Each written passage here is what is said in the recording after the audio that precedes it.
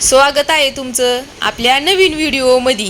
तर आपल्या ह्या चॅनलवरती काय माझं रोजच्या रोज व्हिडिओ येईनात, आता काय येईनात ते सांगते तुम्हाला। तर बघा, आपला दुसरा पण चॅनल आहे, तर त्याच्यावरती माझं कॉमेडी व्हिडिओ असतात आणि दररोजच्या दररोज तिथं एक दोन तरी व्हिडिओ मी टाकते। आणि ते कॉमेडी व्हिडिओ करायचं म्हणलं ना तर त्यालाच माझा जवळजवळ 4-5 तास जातात।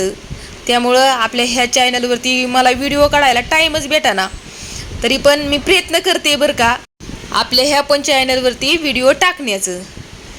तर ह्या बघा, माझं चाललंय संध्याकाळचा स्वयंपाक। आणि इतकं जी गरम होतं, तुमच्या तिकडं गरम होतंय का नाही नक्की मला सांगा, कारण सगळ्यांच्याच घरामध्ये म्हणजे सगळीकडंच एवढं भयंकर वातावरण आहे। वातावरण म्हणजे असं आहे, एवढं घरामध्ये तर आहे ना, पुणे मुंबई अशा सिटीच्या ठिकाणी तर उभंच राहूशी वाटाना। गावाला तरी माणूस झाडा झुडपाखाली किंवा बाहेर आपण उभं राहू शकतो या, पण या पुण्यामध्ये तर दम काढवाना अजिबात।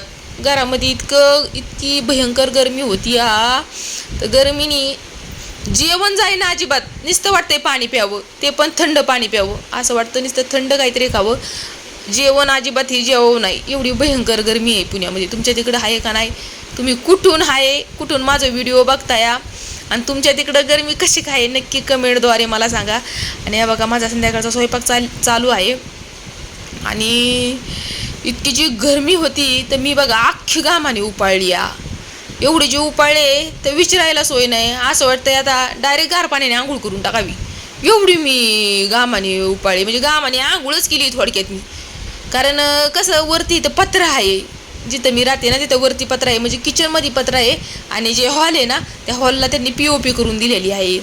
तर हॉलमध्ये POP असल्यामुळे एवढं गरम जाणवत नाही, पण किचनमध्ये वरती पत्रा असल्यामुळं एवढं जे गरम जाणवतंय ना तर विचारायला सोय नाहीत। हा आंबा आहे ना, ह्यांनी आणलाय बरं का, आणि एकच आणलाय। तर तुम्ही म्हणता एकच आंबा, तर त्यांच्या कुठं ऑफिसच्या तिथं झाड होतं, ते झाडाचा पाड पडला होता, तर त्यामुळे ते त्यांना सापडला असेल, मग त्यांनी असं घरी घेऊन आलाय घरी घेऊन आल्या तर पोरांना। तर हे बघा, आंबा तर सगळ्यांनाच आवडतो या, आणि शौर्य आर्याला तर लईच आंबा आवडतात। तर त्यांना काही दम निघा ना की कापून दे, शौर्य आर्या म्हणते तर कापून दे, टेस्ट बघू दे आम्हाला कशी काही। तर हे बघा, देते मी त्याला कापून, शौर्यला देते पहिला कापून। शौर्य थांबलाय ना, कॅमेरामॅन शौर्य आपला कॅमेरामॅन आहे, तर कॅमेरामॅनला पहिला दिला पाहिजे का, तर मग व्हिडिओ काढतोय ना तो। तर त्याला असं वाटतं या की ते व्हिडिओ काढायचं राहू दे, पहिलं मला चार कसा काय लागतोय ती टेस्ट बघू दे आंब्याची। तर पहिलं तर तो म्हणला लय आंबाट आहे, आता मी बघते टेस्ट कशी काय ती। तर त्याच्याकडं बघून त्याचं तोंड कसं आहे ते बघून मी सांगितलं की आंबा आंबट आहे, पण अजिबात आंबा आंबट नव्हता, आंबा एकदम गोड होता। पण मला असं त्याने जसं तोंड वाकडं तिकडं केलं, तर मग मी पण टेस्ट केली, मग दोघांनी पण एकाच टायमाला टेस्ट केली। पण त्याने जसं तोंड वाकडं तिकडं केलं तसं मला पण वाटलं आंबट आहे, पण ज्यावेळेस मला खरी चव कळाली आंब्याची त्यावेळेस कळालं की आंबा तर लय गोड आहे। तर खरोखर आंबा आहे ना लय गोड होता बरं का। आणि कसला आहे म्हणजे पाडाचा, म्हणजे पाड हा म्हणजे ओरिजिनल पाड लागलेला आहे। ओरिजिनल म्हणजे ह्याला पावडरमध्ये नाही, डायरेक्ट आंब्याचाच पाडलेला आहे ना, तर ओरिजिनल पाड म्हणता येईल।